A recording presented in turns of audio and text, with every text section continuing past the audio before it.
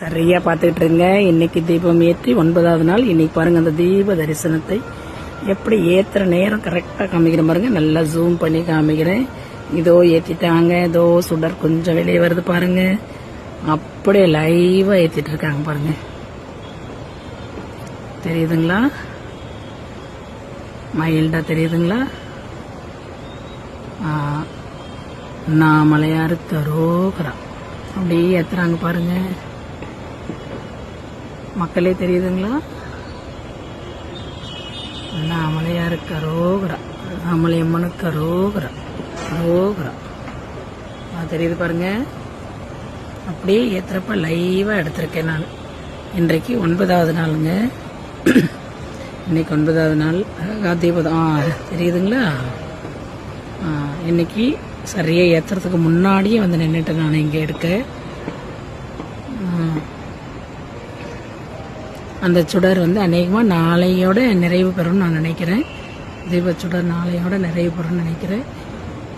அண்ணாமலையாரோட தீப தரிசனம் நமக்கு தொடர்ந்து 9 நாள் கிடைச்சிருக்கு. எல்லாருக்கும் அன்னைக்கு ஒரு நாள் மட்டும்தாங்க கிடைக்கும்.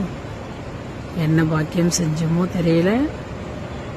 நீங்கள் இந்த வீடியோ மூலமாக தொடர்ந்து 9வது நாளாக அந்த தரிசனத்தை பார்த்துட்டு இருக்கீங்க நண்பர்களே. பாருங்க, தெரியுதுங்களா? வேண்டிக்கோங்க. உங்களுடைய எண்ணங்கள் எல்லாம் நிறைவேறணும். வெற்றி கிடைக்கட்டும். தொழில் அபிவிருத்தி நடக்கட்டும். குழந்தை பாக்கியம் கிடைக்கட்டும். திருமணம் தடை நீங்கட்டும். குடும்ப வளர்ச்சி பெருகட்டும். வேலை கிடைக்கட்டும். இப்படி எல்லாமே நீங்கள் வேண்டிட்டீங்கன்னா அடுத்த தீபத்துக்குள்ள உங்களுக்கு எல்லாமே நிறைவடைஞ்சிரும். நீங்கள் பாருங்க, குறைந்தபட்சம் ஒரு 3 மாத காலம் தாங்க அவருடைய வேண்டுதல். நாங்கள் அனுபவப்பட்டு சொல்கிறோம். கூடி சீக்கிரம் உங்களுடைய வேண்டுதல் நிறைவேறிடும். பார்த்தீங்களா? இவ்வளோ அழகான ஒரு தரிசனம். அண்ணாமலையாருக்கு அரோகரா, அண்ணாமலை அம்மனுக்கு அரோகரா, அரோகரா, அண்ணாமலையாருக்கு அரோகரா, அண்ணாமலை அம்மனுக்கு அரோகரா. எல்லாம் வல்ல இறைவன் தென்னாட்டுடைய சிவனையே போற்றி. என் நாட்டவர்க்கும் இறைவாக போற்றி.